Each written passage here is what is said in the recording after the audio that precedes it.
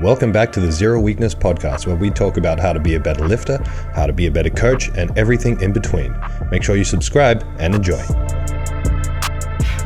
Got a really special episode of the Zero Weakness podcast here with me, the big boss dog, El Jefe Tombro. I got Jamie Bouziotis and the king, Jamie Smith from Melbourne Strength Culture. Stand up.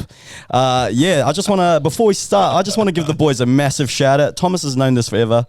There isn't many people I genuinely look up to in the industry. Like, I can name Thomas Lilley, that's my mentor, that's my brother, William Crozier, and then it's literally you two boys.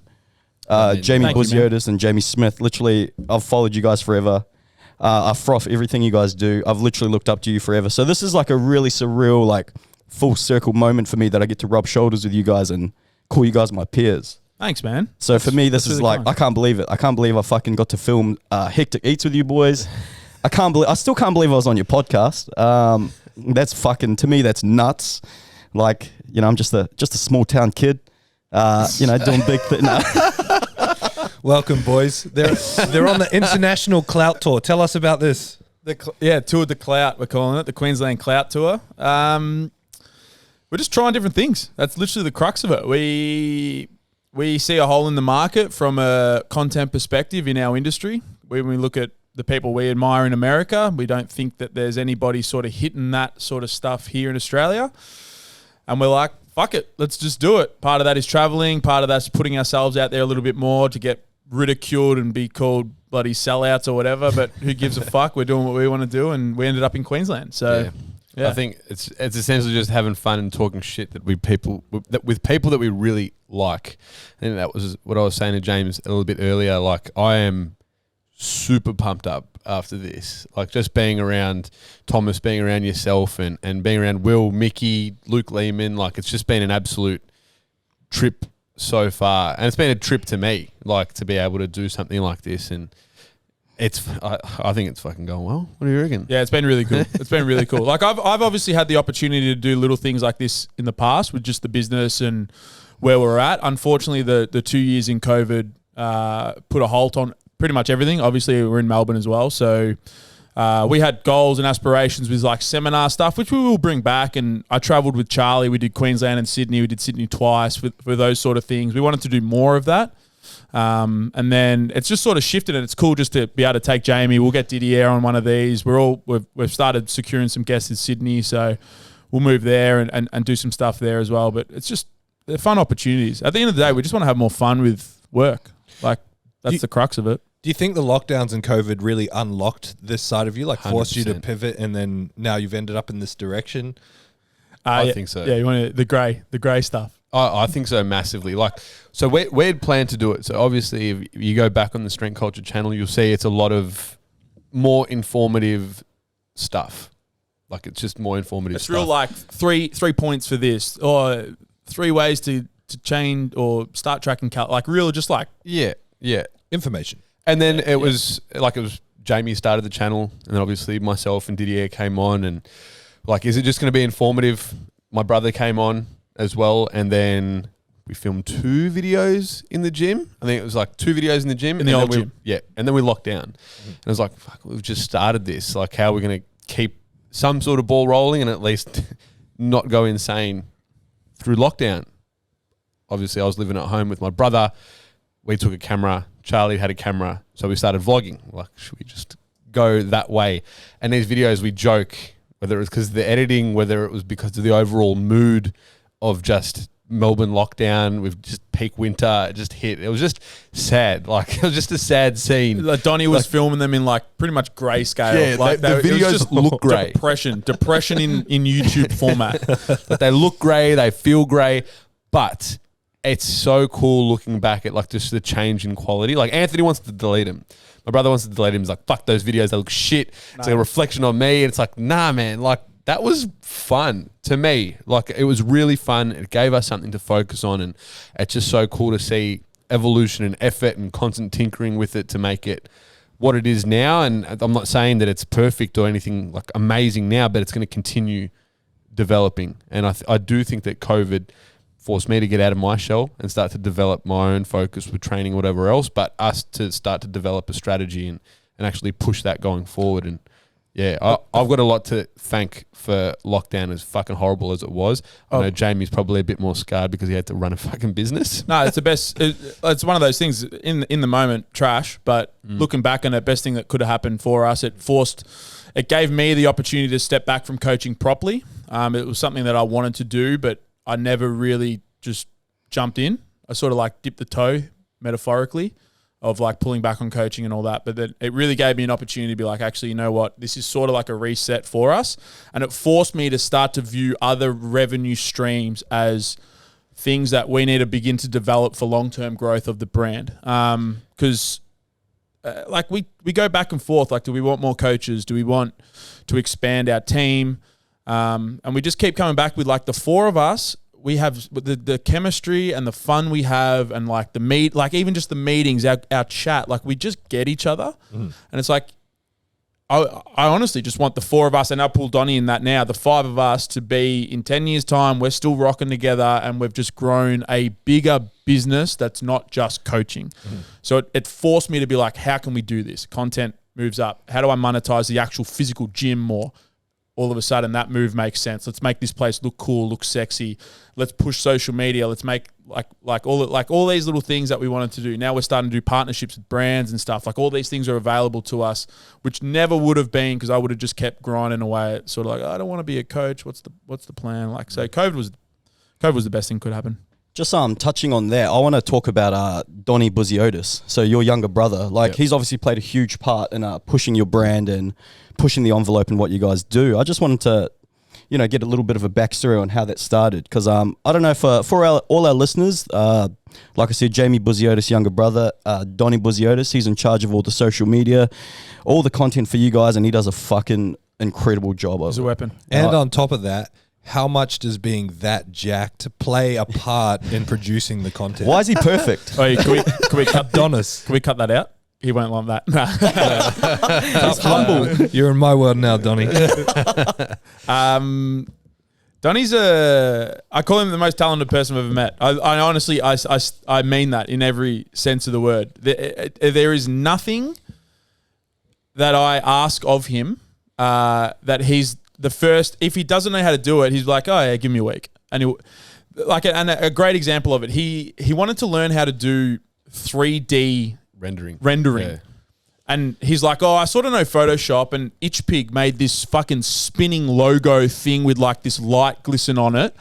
And Donnie's like, do you reckon I could do this? And I'm the type of person where I'm like, all right, I'll just go and learn it. You'll learn something that's viable for us. Mate, personally, I'm like, it doesn't really interest me, but if you want to, and a week later, he literally created this logo that was like spinning and shit. And he's like, oh, I learned that. That's a pretty easy thing to learn. I'm like, man, what the hell? Like he's just one of those people. So initially, when we go back to like the COVID thing, we hired a different guy. And I sort of had a loose connection with him, and I was going to bring him on as a subcontractor. And then COVID, I said it again, but COVID knocks the plan straight out. Like COVID comes in, I'm like, man, we don't know what's going on. I just can't do this contract with you. I'm sorry. Like I just apologized.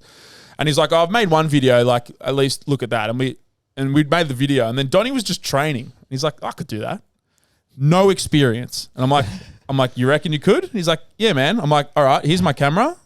You got a month, make content for us. And he's like, all right, and just did it for free. Started filming shit. And these videos were like crazy. They were like entry level sort of, but it was like so much higher than what I could do. And he just taught himself. And that's been the process the whole time. I'm like, hey, Donnie, you want to start taking over Instagram? He's like, yeah, I could do that.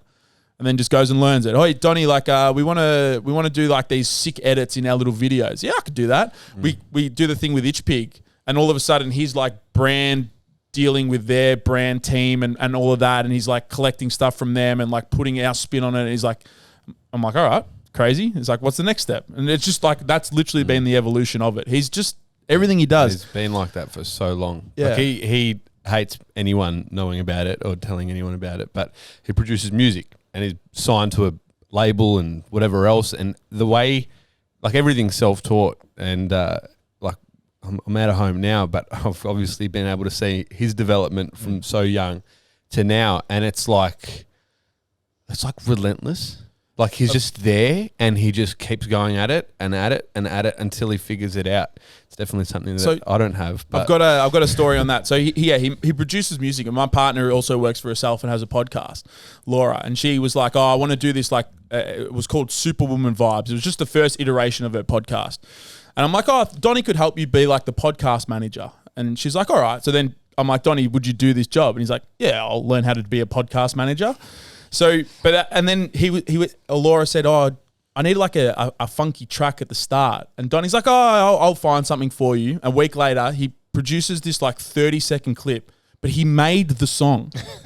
He actually made this like upbeat, feminine, sort of like poppy, like little like manifesty, glistening piece of music. Yeah. And Laura was like, he fucking made this. Like he didn't just pull it from a website or whatever. He literally just made this track.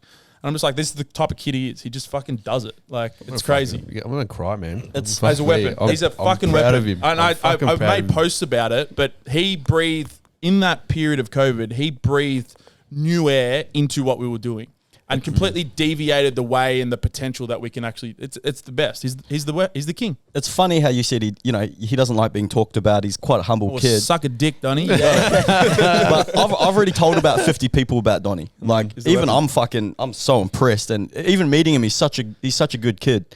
Even though I'm fucking only like 7 years old. Always got a smile on his face as well. I love those stories though. Like for me, the kind of thing I live by in the back of my head when it comes to looking at people in my business who have potential, or looking at people who have potential that I'd bring into my business, I live by the mantra of like, effort is the universal currency of success. Like even CJ asked me the other day, he's like, he pulled me aside after we had spoken on the podcast. We were speaking about how I've got like a bit of an intuition with people, and that's how I select my staff. He's like, yeah, but why me? And I'm like, he made me go away and think about it. And I'm thinking, well, effort is the universal currency of success. And CJ got the job in terms of all this stuff because he was putting in the work for making our podcast shitloads better, making our Instagram better, making everything look nice.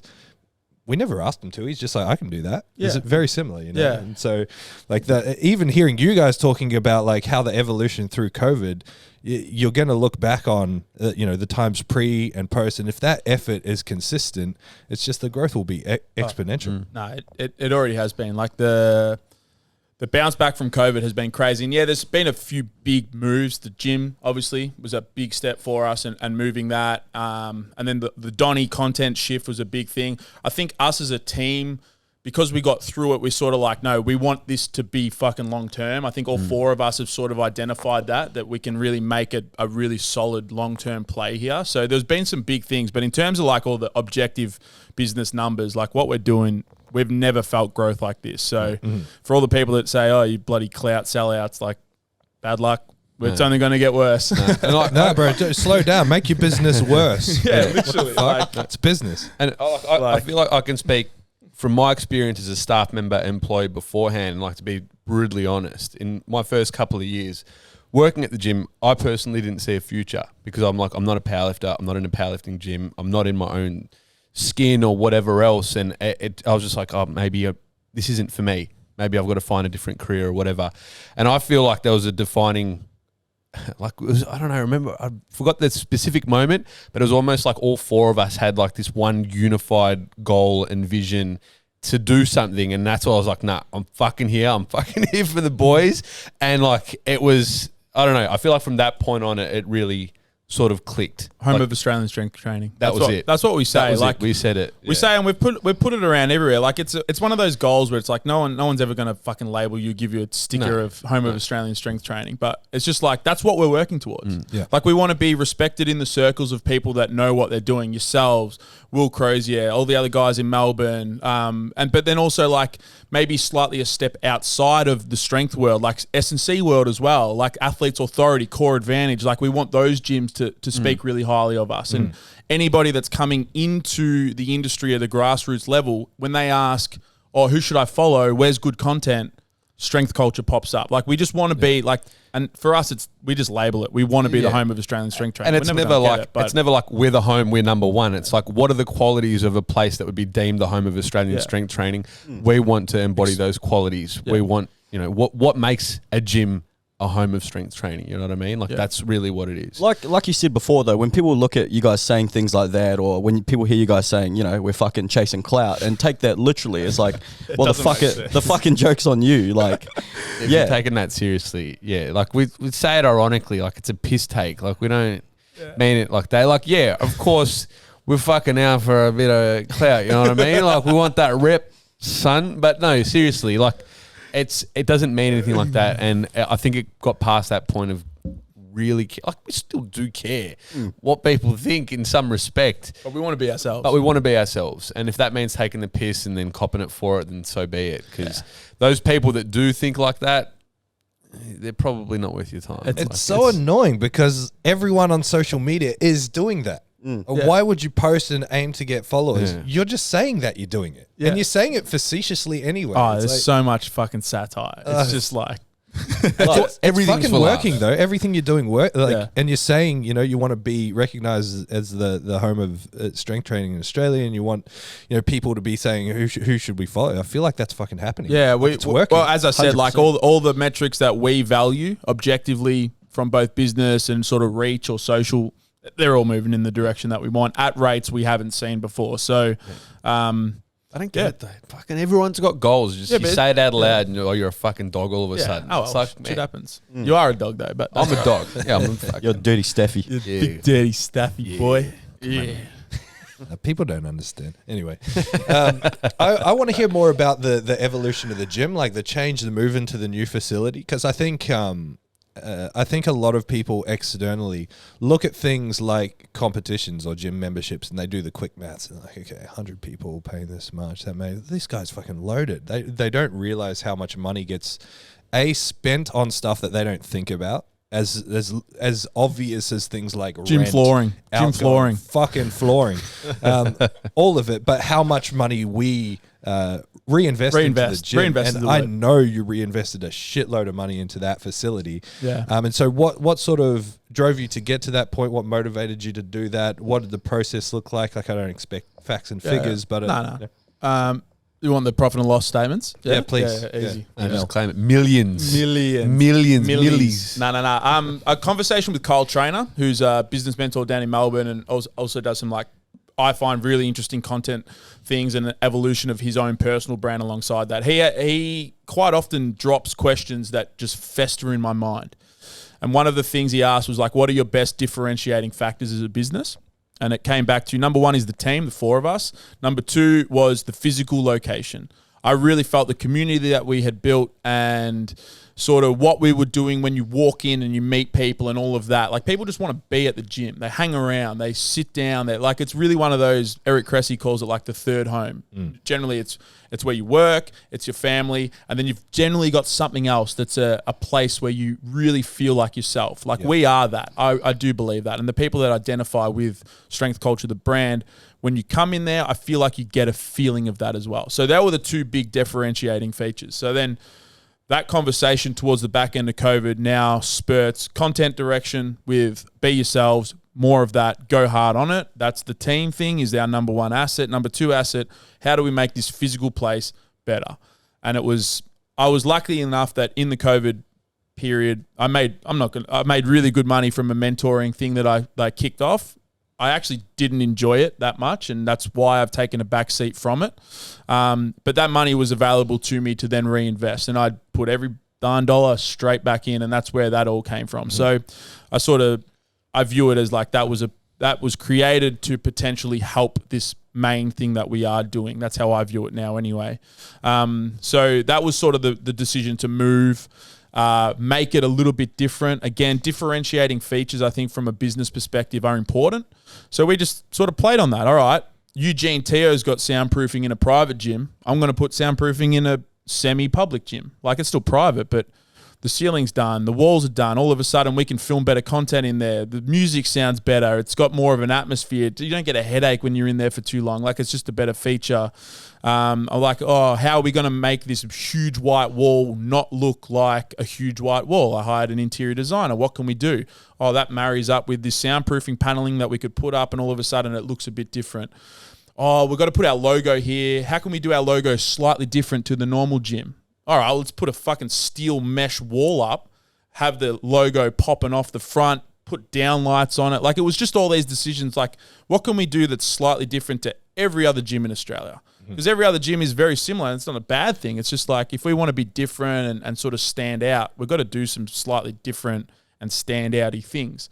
And that's where all that. That's why we've got the light tracks. I don't personally like the light tracks. Members love it, and I know when we run a comp, it's going to look crazy. Yeah, big time. It's going to look real cool. No, light tracks are mad. Yeah, the light tracks. They are mad. We position the light tracks as a joke, like in front of the pec mirror, deck. down low, and in the pec deck. So when you're filming, like, it just looks better. Like, just little things That's like that. not a joke. That's fucking science. Yeah, like, just the introduction of mirrors. The I know god of the pec deck. you said this. You said this on our podcast, which is up if you want to go and listen to it. I highly recommend it. But there's a little plug, little clout. How do they find it? YouTube, and please subscribe. Link Number below. one, number one in your hearts, number one in the charts. But We're chasing number 2, baby. But the mirrors, that was a decision. It was like the old gym. I'd always, because I came from the Cressy style of like S&C work. It's like it's not a bad image or anything like that. But I was like, if we want to attract more people that is important to them, we've got to put some fucking mirrors on the wall. So the mirror placement near the roller door, so it's natural light, like little things like that, is just like they're tuned decisions to do those sort of things. Yeah. So that's sort of like how that step was made. Yeah. Mirrors are funny because it was almost a selling point for a while, the fact that we don't have mirrors. Like, because we could be like, there's no egos, people aren't looking themselves and checking themselves out. And at one point, I remember training I think I was at Ruchi's gym and they had mirrors. It was PTC Perth back then. And I was like, fuck, mirrors are actually fucking sick. And I'm like, how do I justify getting mirrors in? And I'm like, maybe if I just tell everyone, like, it's good for looking at shoulder imbalances and stuff like that. So I got these mirrors in. And like, anyone who says that they're doing tricep push downs and they're not looking at their triceps under the lighting, you're a liar. Leave my gym. Like, that's what they're there You're for. watching them grow. I don't know if you've noticed, my shirt only comes off now when I'm on my 4th set of lateral raises. Absolutely. It's tactical though. I got to pump, take off the pump cover, it's game over. Oh, it was my first session. That's why I didn't get my top off. First session in Zero, I was like, maybe. It's No, don't be shy. It's the morning. It's quiet. The gym's yours. Go for it. Mikasa Sukasa, brother. Casa Sukasa. Oh, that's really cool. One thing I love about what you guys do in general with your content, what you've always done, and I followed you for a bit longer, Jamie Smith. You're both Jamie. Yeah, it's weird, isn't it? Yeah. Yeah. I followed you for a bit longer. Is that I'm very shy with social media. I've got a weird cooked philosophy on my social media, and that's why I don't really post anything. I'm always having these internal battles, and you're not shy to basically post your entire journey through everything that you're doing. And whether or not you realize this, it's probably been a massive inspiration to way more people than you think. I get people reach out. Yeah, including myself. Like, a lot of the big changes that we've made around the place have been because of what you guys have done down there. And when James came on board and started drawing my attention to you guys more and more and more, I mean, like, some of the stuff that you'll see around here, this is a direct influence of what you guys were doing with your content. And what I'm hoping that we do is not copy you and do the same thing, but use that inspiration to provide all of Australian strength training with a better quality of content, better quality of training, better quality of gym. Same thing when I walked into your gym and I saw that fucking sign and saw the lights and saw everything. It's like, these people are actually caring about the environment, and it's not for you, it's for everyone. Yeah. And like you say, every strength gym in general is pretty much the same. Because we're copying each other, or we're inspired by each other's models. And it's like, how do we elevate that? So even things since going there, that sticker sign that's coming off, we've got a big light up sign coming, light up sign coming back here. Like, we're going to make changes to continue to elevate. You reference Eugene Teo like that. Why can't we stand out for me? Why can't we all have gyms that look as sick as that? Like, why aren't we providing that for people? Yeah, there's a lot of cost and everything involved, but if we can work towards inspiration like that and just continue to raise the quality, strength training in Australia is going to go to a whole new level. And it's because of front runners like you guys sort of pushing that boundary and saying, what are we doing wrong? What's the hole in the market? So that's my next question. You mentioned there's this hole in the market, and you guys have, on the podcast we did with you, referenced a few of the people that you look up to content-wise. Who in Australia do you think is doing that really well? Like, I know that you've identified there's a hole in the market, but if you were to point out the people that you think people can continue to draw inspiration from and continue to chase each other and push the boundaries and raise the envelope, what sort of stuff do you look at? Yeah, definitely. I think the two names is Eugene Teo that jumps out probably the most. I think just the way he, just everything, the quality of just everything that he does, like little things that some people wouldn't notice, but like lighting, like framing cameras and all of that. Like you can tell he cares about all that stuff, which to us is now starting to matter. Like how's the audio quality, how's the visual quality, how's the lighting, all those sort of little bits and pieces. From a personality driven standpoint, I think the person that's done it the best consistently is Seb Orb. Like he's not afraid to be himself. And the funniest thing is, like, he's obviously gone through like the thing, and I've been messaging him because we want to get him on the podcast, and it's going to happen. He messaged back yesterday, but damn, which will be cool. Manifested it. Yeah, literally. But I look back at, you know how in Instagram you can see some of the things you've recently chatted about or whatever? It's like 3 years ago. It was when he was in hospital, and he made this post about, I'm in hospital. He was like overseas at the time. I don't know what happened. No idea.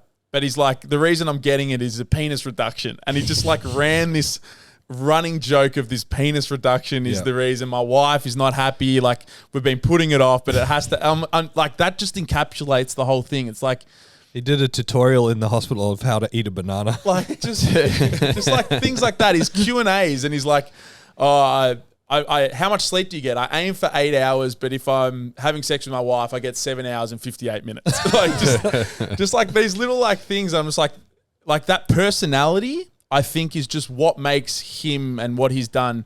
And then you layer on top of like the people is like Thor. What the fuck, man? You literally just trained Thor, like a fucking mountain of a man to break records, and then he's done like fighters, and it's just like he's got the work, he's got the body of work to back it up, but then he's also taking the piss out of himself and just not having him on that pedestal. I think and I think just the way it's going now, it's like a lot of trainers, like personal trainers, like we are personal trainers at the end of the day, take themselves too seriously. And that was something that I struggled with massively. And when I was doing that, funnily enough, I wasn't getting clients. And also job fulfillment, I feel like for all four of us wasn't there as well. Yeah, well, that was why I transitioned from chasing the high performance sport dream and working within sports teams. It was like I was at Strength Culture. Jamie was my coach, and we were talking about the system. And like, I can't be myself at all. And I just feel constricted. And it's like, you can't wear those shoes. You can't wear that tracksuit pant. Like, and it's like, man, I just want to be comfy when I'm talking to people, trying to make them feel comfortable. And if I don't feel comfortable, I'm probably not making the person that matters most feel comfortable. You know what I mean? And a big part of that is, if you feel good in what you're doing, you're probably going to do a better job for your clients. And that was a big part, I think, in seeing that change, especially for the social media strategy. It's like, I'm just going to be myself and take the piss out of everything. And then still obviously show I coach people. You know what I mean? Like, I'm still coaching people, and that's still my bread and butter. But I'd rather have fun doing it and be myself. And I think that works better as a business strategy and bring clients in than being a dick. Exactly. The more job fulfillment you have, the more comfortable you have, the better you sell, because you believe in your product and you fucking love your product. That's what sells. Like, exactly. And also, it's not even about the script; it's about the love. I think you move away from like a scarcity mindset as well, you go into a lot more of like, actually, you know what? Those people aren't good for us long term. Maybe we do move away from that direction a little bit, and you no longer like it. Just I think it's all just a psychological sort of evolution, but I don't know. We just seem to be finding something. I think that's why I gravitated towards you guys in the first place, because you guys were normal guys. You guys weren't fucking. You guys didn't put yourselves on this pedestal. You didn't talk down to people. You guys were just normal people. So for me, in this industry, as someone who, at the start I thought I didn't belong in this industry. So for me, seeing people like you guys, I was like, fuck, these guys are it. Man, I don't even fucking train anymore, man. Like my training has been shit for 3 years, but everything's just. Like, it doesn't matter. Like, you just, So you put in work on that pec deck, though. I maxed the pec deck, gym pinned it, clocked it. That's it. Clocked it, boys. He's going to be able to give the biggest hugs, strongest hug at Strength Culture. Isn't it so weird how people get so threatened by that? Like, so threatened by just putting yourself out there and being yourself. It's like, no, you're breaking the mold of my precious little industry, and I want to keep you down here on this level, and you're trying to change it. No fucking way. That's why people get so much hate. The only industry that it happens more in is Egyptology, but that's that's a different podcast. We'll talk about that. Have you ever been? What's that? Egypt. Yeah, I've never been. I would love to go. The people that believe in the sort of I'm assuming this is what you meant, but there's like two trains of thought with what happened in Egypt and how it sort of got developed. There's like the mainstream idea that it was post Jesus or whatever, like the Jesus era, whatever that looked like. Yeah. Not that it was Jesus, but those time frames. And then there's this other school of thought, which is like, no, this was way before anything we've conceived of what humans were capable of. And it's similar to any like high level. It's like, think of sports science, right? If you go against the grain in sports science, you're just an idiot and you get shut down by the majority. And Egyptology is like that. It's like you cannot say that the Sphinx is older than 5,000 years. They like cancel you. Yeah. They literally like cancel geologists. They'll end your career. Yeah. Wait, if you were saying if it's AD, like after Jesus, or if it was if it's after the accepted time frame of when it should have been possible for humans to build things like that, where there's evidence now that it's like 3,000 years earlier than that. Or even 10,000. If you want to hear more about this, tune into our Zero Weakness History podcast. Yes, absolutely. First episode releases next week. AD. Yep. The episode 2 is about the aliens. If you want to learn more, Graham Hancock is your man. Well, that's what I was going to say. I was about to say, isn't it aliens? Aliens did the pyramids. Well, that's one of the yeah. Done. That's what I'm going with. Andrew Schultz actually has Andrew Schultz has a fantastic joke on. He's like, there's also pyramids in Mexico, but no one questions the Mexicans because they just work harder. it's just assumed. It's just assumed that they could make it. But the Egyptians, it couldn't be in the Egyptians, man. It had to be aliens or these other forces. But the Mexicans, no one questions the Mexican. There you go. Timeless. It's so funny. Universal currency of success. Effort. It's timeless.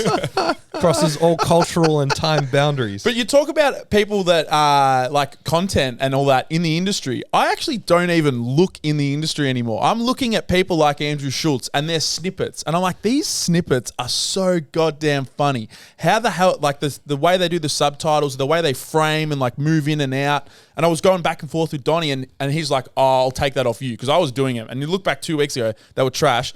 And then we did the Muscle Doc one, which went viral. That went crazy with Joe Rogan. But he just consumed... And again, it's just Donnie being Donnie, but he consumed Andrew Schultz's strategy and just projected it on ours. So like Andrew Schultz, the way they do that, the Full Send boys, I don't know if you follow it. The reason we traveled with the podcast is because the Full Send boys, and yeah, they got endless cash, but they just bounce around America going to guests. I don't want to do Zoom podcasts because it's fucking shit. Yeah. Like you can't get any connection. You can't. Shit. I'd rather just spend a couple $1,000, come up here, film with 5 awesome both businesses, individuals, companies, whatever, and just do that. Like that's going to be a better product. We're going to have more fun. It's cool. It's exciting. It's just, again, like, so I look outside the industry. Yeah. Yeah, you're right. Because no one's going to go back to rewatch a fucking Zoom video podcast. Man, I hate it. We did one because we had to with the USAPL stuff. Great content and all that. But I actually sat there. I'm like, I don't want to do this style.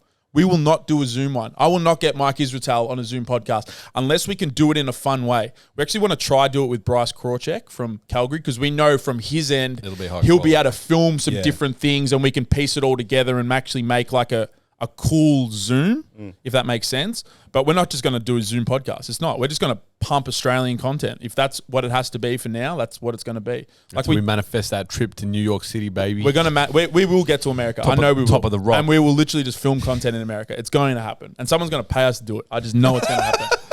So that's the goal. Manifest. Throw it out there. Yeah. Hunt progression. Fucking oath, man. It's just different. The first manifest is we need to get it, or not the first because there's been plenty, but the next one before America is a helicopter to the top of Crown Casino.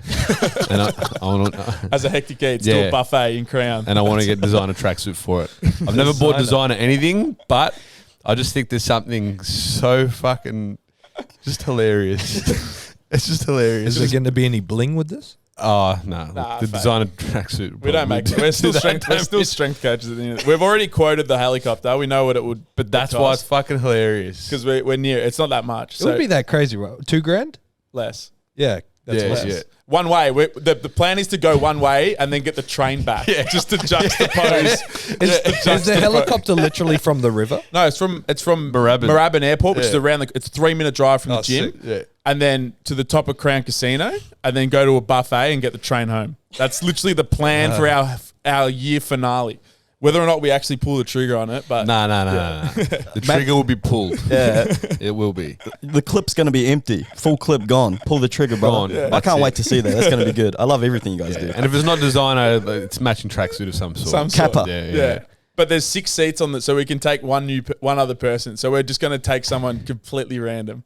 So Mr. Beast style. Grab someone off the street. yeah, maybe. Yeah. And we'll give them the designer tracksuit. All right, done. I reckon And that's the plan. keys to the helicopter. Mr. Beast is another one who I just look at and I say, how can we do whatever the fuck he's doing? Weapon. Wait, He's so a different weapon. Is he based in different Melbourne level. as well? No, Mr. Beast. No. No. American. American. He's North Carolina, I think. But just what he does, the way he does it, the attitude towards growth, the attitude towards reinvestment, the attitude towards aiming for something far greater than him as an individual. Like those sort of qualities, what can we do with that? So he'd be another one that I put in, the Andrew Schultz, the Full Sand, Mr. Beast, like those guys. Even Joe Rogan to a point, like unapologetically himself, or apologizing against some things, but and for good reason. But unapologetically himself just talks about the shit he wants to talk about, and like it's easy to say like, oh, he can do it because he's got 15 million views a week or a month or whatever it is. But it's also like, but at some point, he had one episode, and he started with A Fleshlight sponsor. a Fleshlight sponsor with Audrey Marcus, but Aubrey Marcus. Aubrey Yeah. Marcus.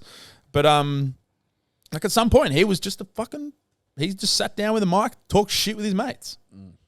Yeah. So I don't know. It's cool. I was on a rant there. Thanks. That was guys. good. No, I was just listening. I was soaking it all in.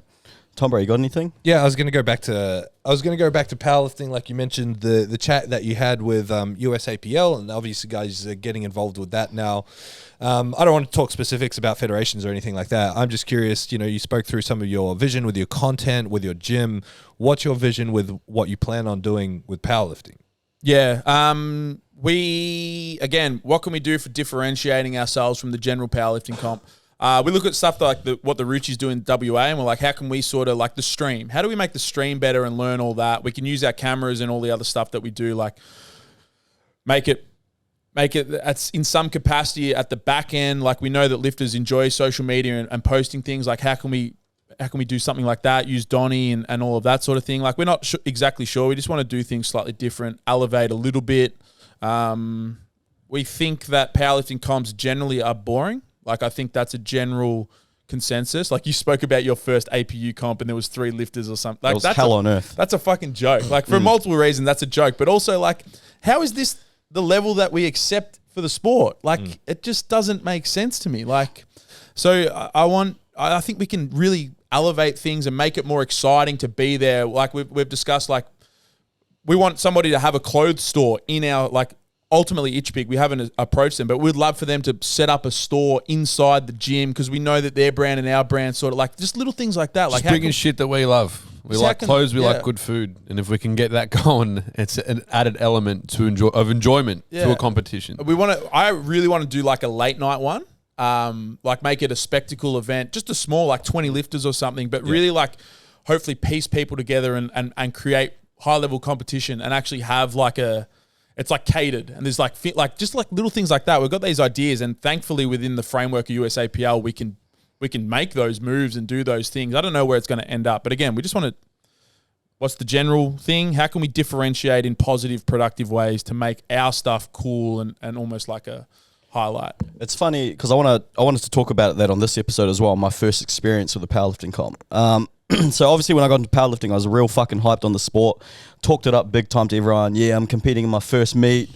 Be there. It's gonna be fucking hectic.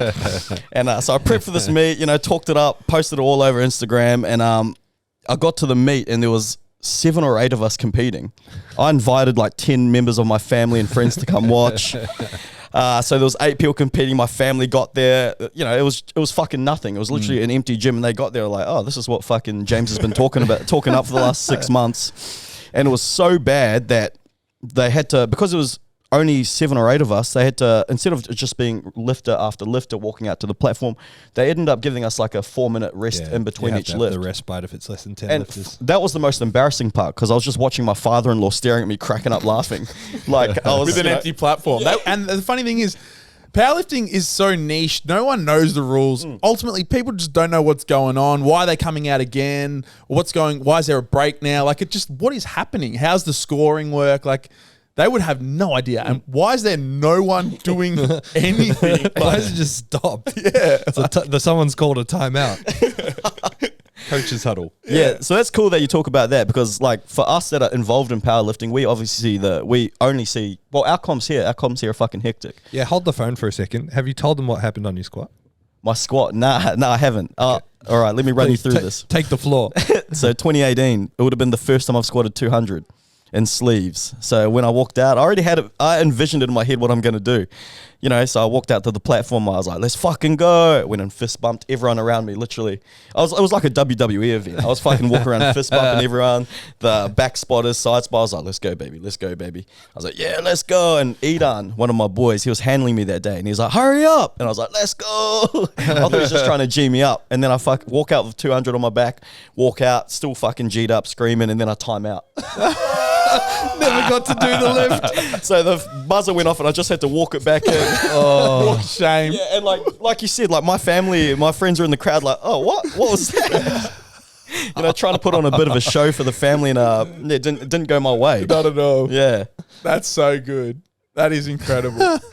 But yeah, like how do you make powerlifting more accessible to people observing and looking and all that? Like that's why the expos are fantastic because those things like the Pro Raw, even when PA used to do the Melbourne Expo, I never went to the other states, but those events, like ultimately you can't do them all the time, but how do you maximize when you get an opportunity like that to maximize that and get a huge crowd? That's why I really like the Pro Raw strategy with, granted, their fucking air horn thing's a bit obnoxious, but the music and making it a little bit more. You look at Hybrid and what they do in Miami or wherever they are in Florida. I don't know the exact town, but like it's just cool. It's like, all right, how do we do this? Like just piecing those little things. Like we're going to do our best not to just run a normal.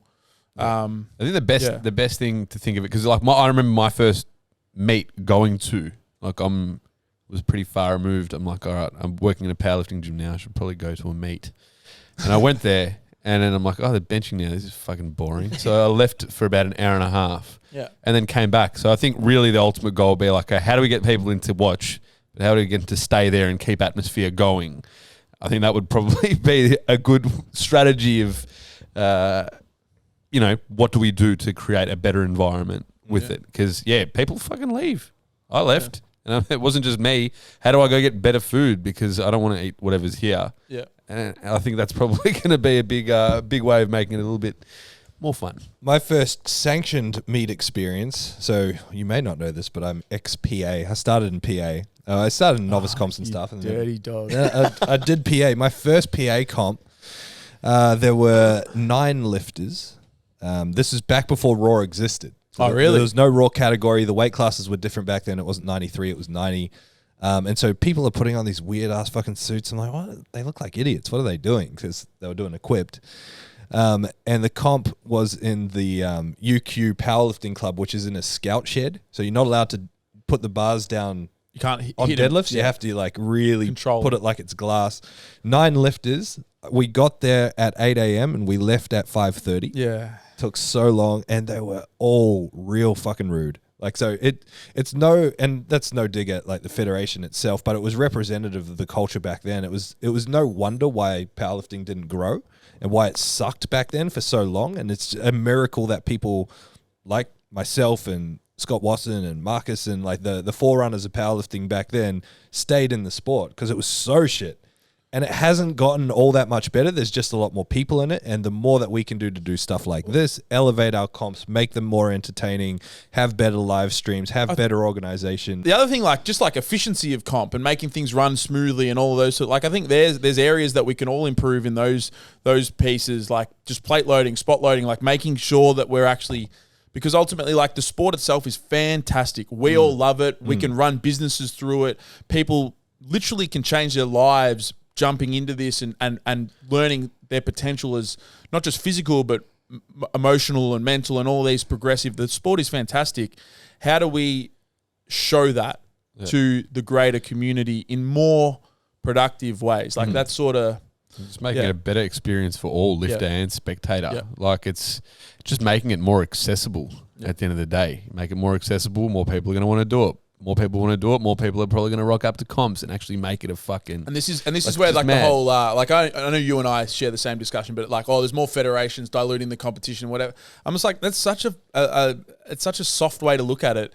Like, welcome to capitalism, the best comps, the best federation, the most efficient systems, the best administrative processes are going to come out on top. And I think there's definitely space for 1, 2, even 3 really good federations that are run well and that can be that can really show the potential of what's possible, rather than these like bootleg sort of things that are set up and we manually check all members and processes are slow and all that. Like, there's no reason that there's so many feds, is because they're all controlling this tiny little piece of the market because they're all so poor at what they're doing. And that's where I'm looking, like, I'm excited that, all right, APL are going to be doing slightly different rule books, but my understanding is you guys are going to be doing some cool stuff with that and growing it in a slightly different direction and grabbing a different market cap.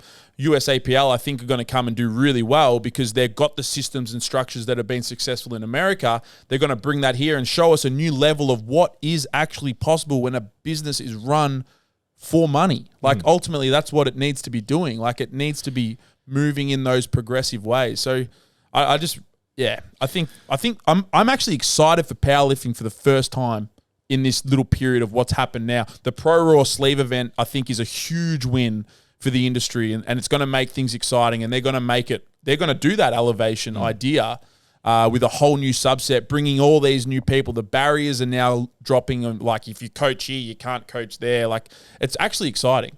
Yep. I'm excited for the 2 or 3 feds that are now like, all right, let's get this moving in the direction that should have probably always been moving. I love that you said for money as well. Like, if people are so inherently scared of the idea of doing something for money because they inherently think that doing something for money means doing it for greed. It's like, no, because you get the money and you can do stuff with it. Like, we just ran a massive comp, 120 lifters. We're taking what profit was left after the expenses of that comp, bought 2 new Alico racks. Yeah. So next time you come to one of our comps, now instead of having 4 Alicos in the warm-ups, you got 6. Yeah. Like, that's what we're doing with the money that we raise from these competitions. And we want to empower meet directors to make more money from their comps so they can have a higher standard of comps. No more should we be going to competitions and be sitting out in the back room fighting over the best mono or the one mono or the best combo or the one combo and the one good bar and the one set of calibrated plates. Yeah. No, everyone has competition spec, fucking awesome equipment to access so that their competition day is the best for them, because the lifter is what this is all about. Yeah. It's and that's obviously coming through the PA, sort of a lot more top down sort of management of meet directors and competition potential. It's exciting for us now to experience. Hang on, there's all these other things that we can actually start to do and use our own flair to make things more productive and more beneficial long term anyway. So I'm really excited. And I'm happy to say this because not a lot of people understand the financial mechanics of how powerlifting has historically worked. There are several federations that will take the membership fees. That's what the federation makes. Maybe they charge a stipulation for you're running comps, you're going to pay us a very small fee. And then there are federations, and this is how PA operated in the past, where they would pay the meet director a small stipend to run the comp. And that really puts a chokehold on the meet directors in terms of this expansion. So this new model, USAPL, what APL are doing, what a few of the other federations have historically done, which is the meet director pulls in the cash from the entries, and then they can use that cash to improve They can allocate it. They can allocate it how they see fit. Yeah. Whether it's equipment like you guys are doing, we probably won't go that route. We'll go the media marketing strategy and go that route. But you'll actually see personalities and businesses develop within that framework, and that's capitalism. That's ultimately what that is. Like, it's this idea of it's a free market and we should be able to freely move and build what we want to build. And the idea of that only works. Like, capitalism only happens because people will give their money, and people will give their money to the competitions, to the environments that are the best. Yep. So it's in our best interest to continue to make powerlifting better. It's a win-win for everyone. Yeah, I think we're in a really exciting place. I really do. Fuck yeah. Yeah. I've felt stale since 2017 in it, and I think it's now gonna Yeah, man. Well, we've been running for about an hour now, so I think we might wrap it up with a few Q&As. Go for it. Easy. All right, the first question is, what was your welcome to the industry moment? Booze. Hit me. welcome to the industry. Yeah, like when I so. first started working. A defining moment. Yeah, right? so this I drew inspiration for this kind of question from an NBA podcast I listened to. Yeah. So, like for example, Tracy McGrady, his welcome to the NBA moment was, he was in the league and he was versing Shaq. He's like, that's fucking Shaq right in front of me. Oh, crazy. I'm here, kind of thing. So I want you to. What was your welcome to the industry moment? Oh, fuck, that's a tough one. Man, I honestly reckon, like the industry, like I did a whole bunch of stuff coming up, and like the first one in sort of like if I put my mind to something, I can get where I want to be, was when I was walking through Amy Park, and I had my first like high performance role because I thought that was what I wanted, and I was like, this is fucking hectic. Like I'm next to NRL players, there's everyone. They're just rubbing shots. These guys are fucking huge. It's mad. Ultimately, I didn't really want to do that, so that was my first moment. I would say there, and I'd say the next moment would probably be this week. To be honest with you, like this week, because I find they're two separate things. Like I feel like it's just been a culmination of like what we've been doing the past couple of years. Like this week's been sick. Like I've been able to talk to so many people I look up to, and like this seems like a huge step for us as a team. And like I'm so G'd up, like listening to you talk and getting to meet you and talk shit with a brother I met over the internet, and then like being around Crozier and like internet friend, and even Luke Lehman, man, I was shitting bricks when I walked. Jamie in. was nervous. I was nervous. I can't wait to recap the back end of what happened to the podcast with the boys and fill them in, because that was we rocked up with bags and we're like knocking on the door, like two full suitcases worth of podcast, and we're knocking on the door and they're not answering, and we're like, do they even want us here? Have they seen us rock up with suitcases? They're like, fuck these guys, who are these guys? Like it was just, and he's nervous, and he dropped this thing. I might have to actually take it out of the podcast, but he said this one sentence and it was just like a rambling, incoherent. And I'm like, just weird. I'm like, what the fuck did I just say? In my head, I'm like, this guy's shitting his pants right now. That's so good. Defining moment, like welcome, would be the first time I walk into Cressy. Yeah, without a doubt. Before that, 4 years of PTing, and I didn't feel comfortable. I didn't think that was long-term potential for a career. Personal training, early mornings, breaking the day, late nights, fucking just tired, really not knowing what to do with money. I was making a lot of cash, so I was just throwing a lot of cash at dumb tequila rounds and shit like that. So I didn't think, I'm like, oh, this is just something I'm going to do when I'm 20, 21, 22. Going to Cressy and walking into the size of the facility, the quality of the facility, the quality of the team, and just being like, this is what's possible. If I play the right moves now and over the next few years, whatever Cressy has built is possible in Australia. So that would be it when I walked in the door there. That's mad, because for me, like the first welcome to the industry moment when I felt like I belonged was when I was training Corey Norman. NRL superstar, played State of Origin, played X amount of seasons in NRL. And then I got players overseas that say when they come back, they want to come and train with me. I'm like, yo, I'm fucking here. I belong here now. Yeah, fucking oath. 100%, man. All right, my next question for you boys is, this is from the Barnes brothers. We've got Jack and Jimmy Barnes. They're two fucking mad dogs that train here. Jimmy Barnes? Yeah, Jimmy Barnes. He's a fucking... No joke. He's hectic. And they want to know, when are you re-releasing the Itch Pig and MSC shirts again? We've had... Jared Powell actually brought it up after the podcast. He's like, how do I get one of these shirts? It went hotter than we ever thought it was going to. I actually was really self-conscious prior. I was like, these guys are putting money into this launch and they're going to lose it. Stressing balls. I was actually stressing. I was in my head, I was calculating. I was like, how can I position it so that I'm buying the stock off them and then sell it without them knowing, like over the next few months?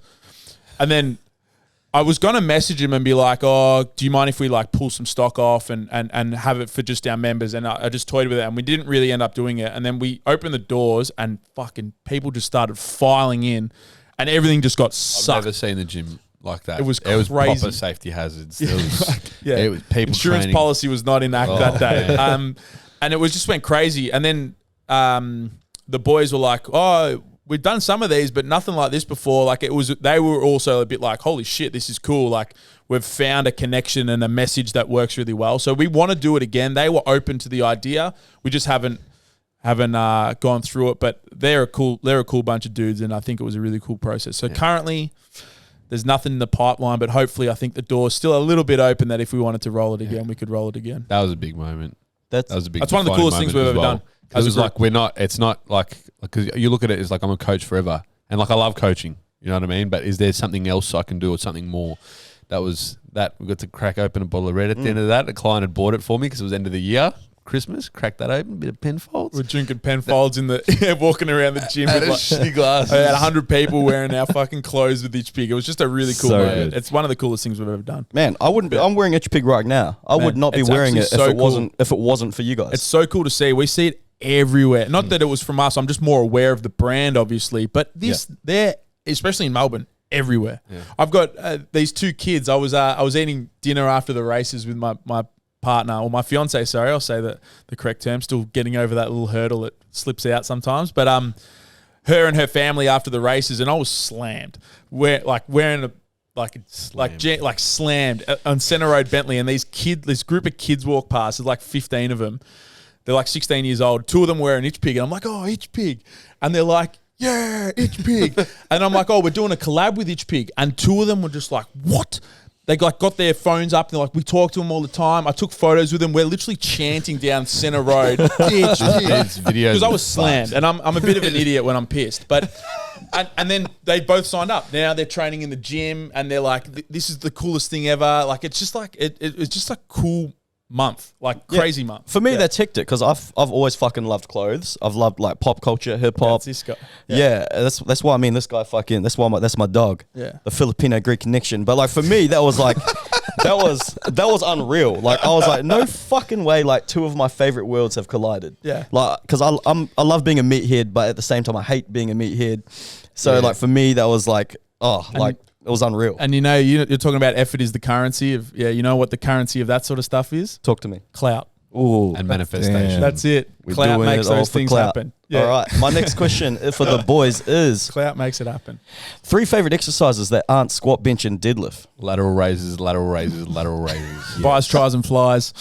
Buys, tries, and flies. All right. He had these on quick fire. Yeah. I like it. Log press. Log press. Thomas, just a little backstory behind Pec that. deck with downlights. Yeah.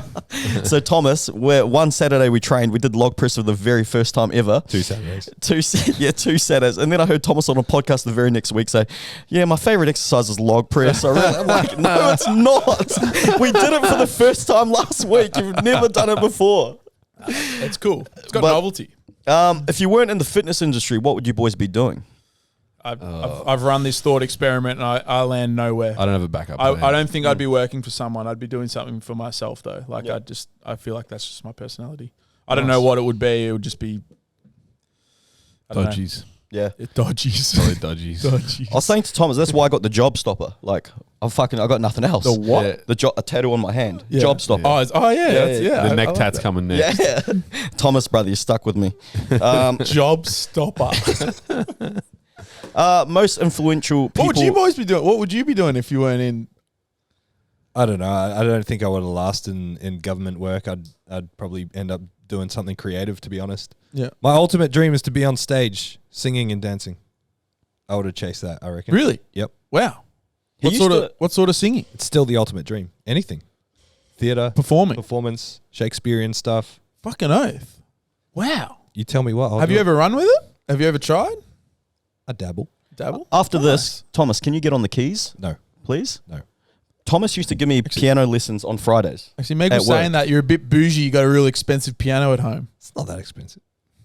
He's a gun. He's a gun on the keys. Yeah. All right, my next question. Most influential people in your careers. I'll start this off just to give you guys. For me, it's easily the boss man, El Jefe, Tom Bro. I would not be here if it wasn't for him. I'm everything. My biggest mentor in life, this guy. Biggest mentor at work. Also fucking pays my bills, so it's pretty I'm really easy. sorry about that.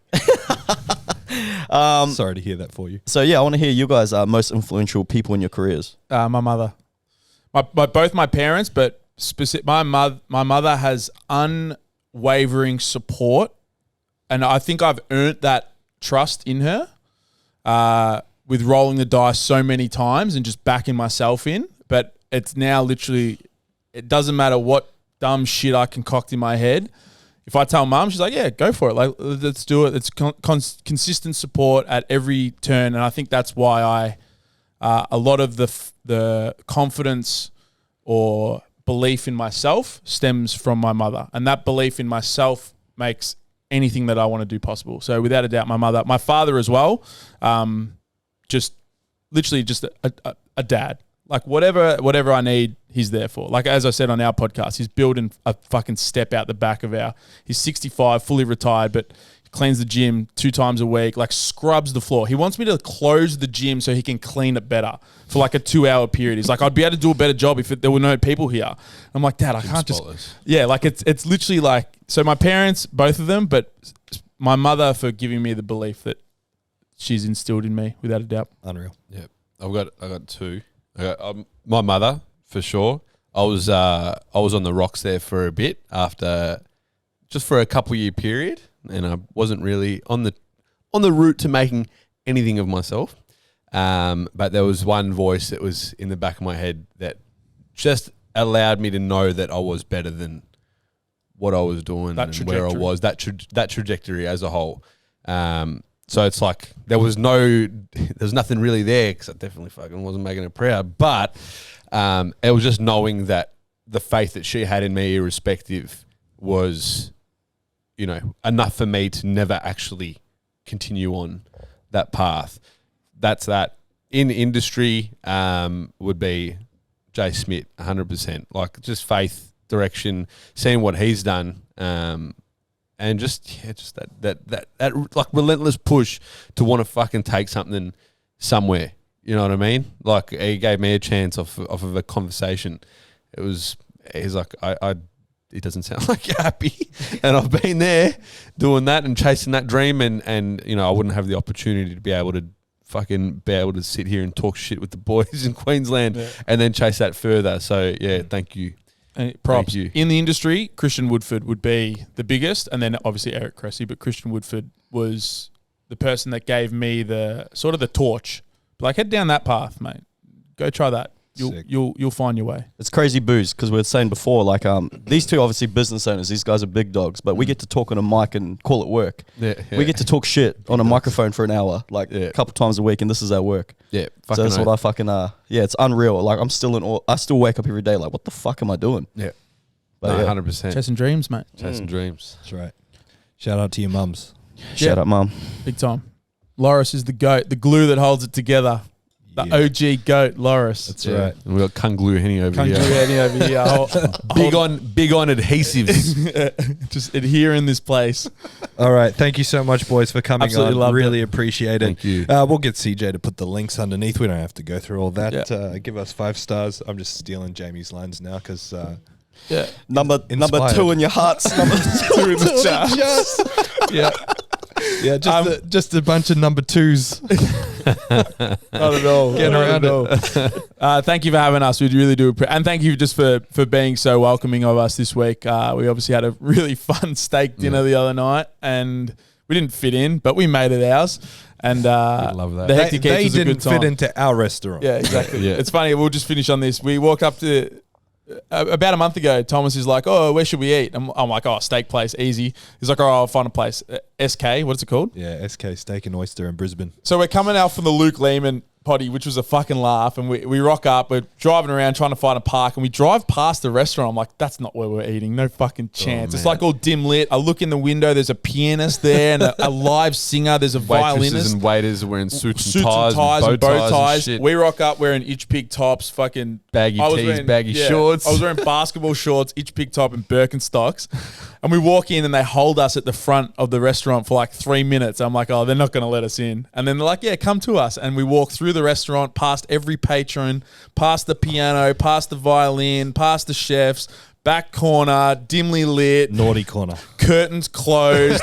Don't look at this fucking group of idiots that have just walked in, and we're sitting out the back slamming steaks. It was unreal. The mutts. Yeah, 100%. But then we started ordering, and they knew we came in heavy.